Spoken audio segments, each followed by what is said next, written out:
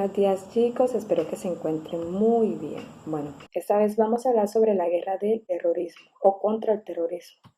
Dentro de ellos existen varios conflictos como fuera guerra de Afganistán, la guerra de Irak y la guerra contra el Estado Islámico. Bueno, esta guerra de Afganistán inicia posteriormente a los atentados del 9/11 en Estados Unidos. Esta guerra es iniciada o liderada en este caso por Estados Unidos acompañado por la OTAN. Bueno, dentro de la guerra de Afganistán vamos a ver la invasión, la insurgencia talibán y la muerte de Bin Laden. Entonces, dentro de la invasión vamos a ver que inmediatamente se dan los ataques a las Torres Gemelas, comienza esta guerra, ¿sí? Entonces, esta guerra o esta operación se le conoce como libertad duradera, ¿sí? Entonces, esta guerra comienza el 7 de octubre de 2001, que desató en respuesta a los atentados del 9/11. Los talibanes resguardaban a Osama Bin Laden. Entonces Estados Unidos tenía esta información, entonces decidió ampararse en la Ley 51 de las Naciones Unidas, donde habla sobre el derecho a la legítima defensa, ¿sí? Entonces inmediatamente atacó a Afganistán en busca de este terrorista, es el líder de Al-Qaeda. Entonces durante mucho tiempo estuvo detrás de los pasos de Osama Bin Laden. Los talibanes en su momento durante el 2001 tuvo mayor control de Afganistán, pero en el primer ataque que hace Estados Unidos, estos inmediatamente caen del poder, instaurando un nuevo gobierno. Entonces, a partir de eso, los talibanes se vuelven una insurgencia, ¿sí? Se vuelven un grupo insurgente en Afganistán. Bueno, en el 2008 mandan más refuerzos a Afganistán para tratar de controlar esta insurgencia talibán. En el 2009 aumentan el despliegue de más de 68,000 personas por parte del ejército estadounidense para sofocar, en este caso, la insurgencia talibán. Esta insurgencia talibán se reagrupa en el sur y el este de Afganistán, donde podían viajar a las zonas tribales de Pakistán y empiezan un movimiento de insurgencia. Después llega la muerte de Bin Laden, que se da el 2 de mayo de 2011. Entonces fue atacado por las fuerzas especiales estadounidenses y de la OTAN. Logran acabar con este señor. Inmediatamente pues sale la OTAN de ese territorio, que sería en el 2014, y le pone fin pues a la misión que tenía en Afganistán.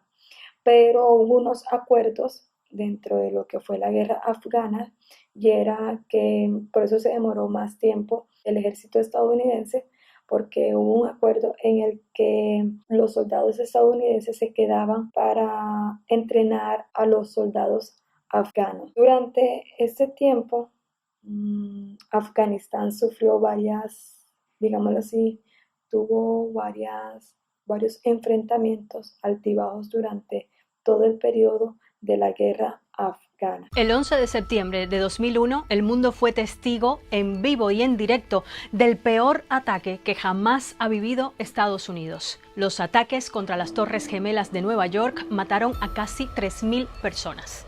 Estados Unidos, una de las potencias militares y de inteligencia más poderosas del mundo, había sido tomado por sorpresa. El país se sumió en el caos y el dolor por las miles de víctimas. Rápidamente se identificó a este hombre, Osama Bin Laden, jefe del grupo islamista Al-Qaeda, como el responsable. Bin Laden se escondía en Afganistán y los talibanes, islamistas radicales que dominaban el país, lo protegían.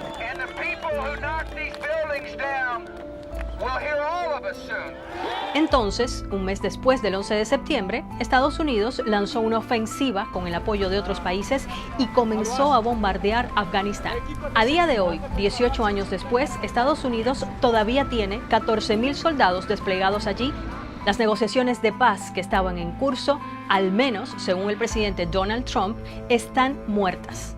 When I heard very simply that they killed one of our soldiers and 12 other innocent people, I said, there's no way I'm meeting on that basis. There's no way I'm meeting.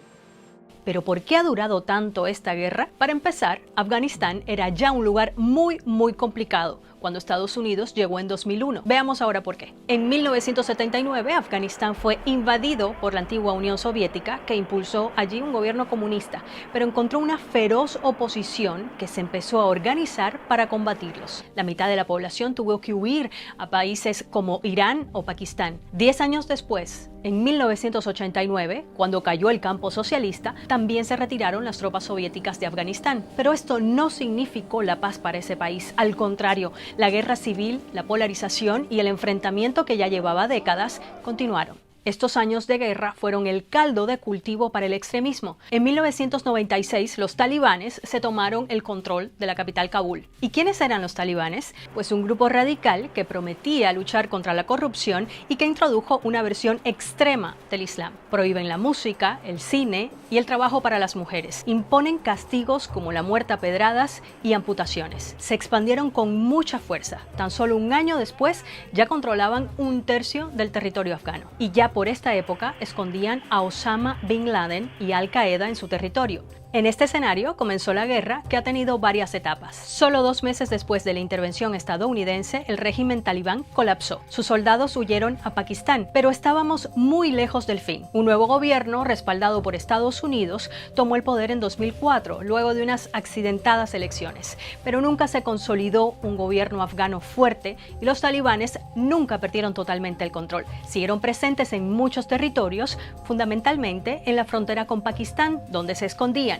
¿Y cómo es que se mantuvieron tan fuertes? Pues se calcula que ganan hasta 1.500 millones de dólares al año, en gran parte gracias a la producción de opio, que es lo que se usa para hacer heroína y que se cultiva precisamente en áreas que controlan los talibanes. Los expertos de la BBC dicen que otro tema clave es que Pakistán los ha seguido apoyando, aunque este país lo niega. También dicen que ha fallado la estrategia por parte de Estados Unidos. Al inicio enviaron tropas al terreno. En 2009 había 100.000 soldados en Afganistán. Luego decidieron entrenar a tropas afganas, pero esto tampoco ha funcionado. Lo otro es que al ser una guerra tan larga, algunos países aliados como Francia y Reino Unido decidieron retirarse. El costo humano de 18 años de conflicto ha sido muy pesado. Según Naciones Unidas, más de 32.000 civiles han muerto por esta guerra solo desde que comenzaron a contar en 2009 y más de 60.000 han resultado heridos.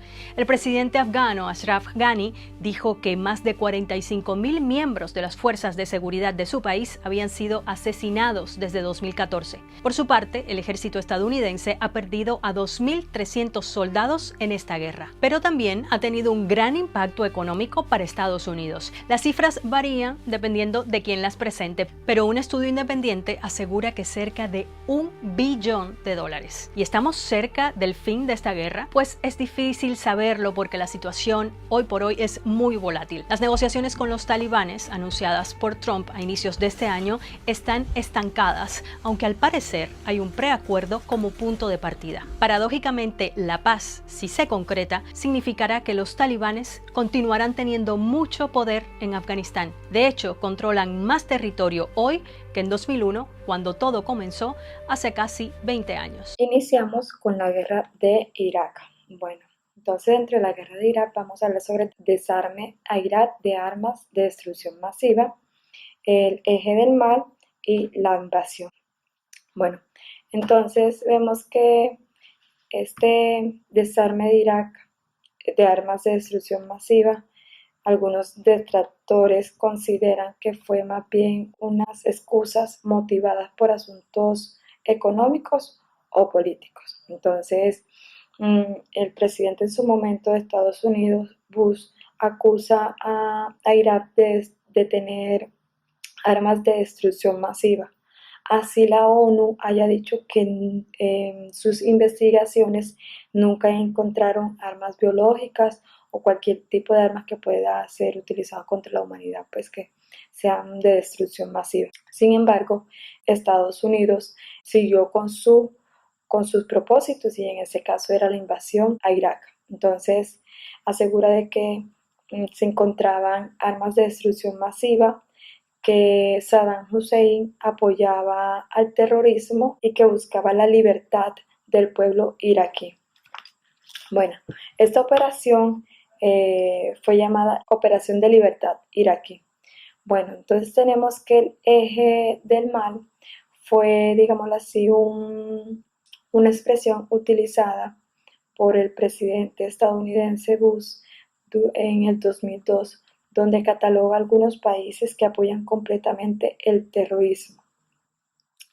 Esos países fueron, en este caso fueron Irak, Corea del Norte, que fueron los países que inicialmente estuvieron dentro del eje del mal, pero posteriormente va Irán, Libia, Siria y Cuba.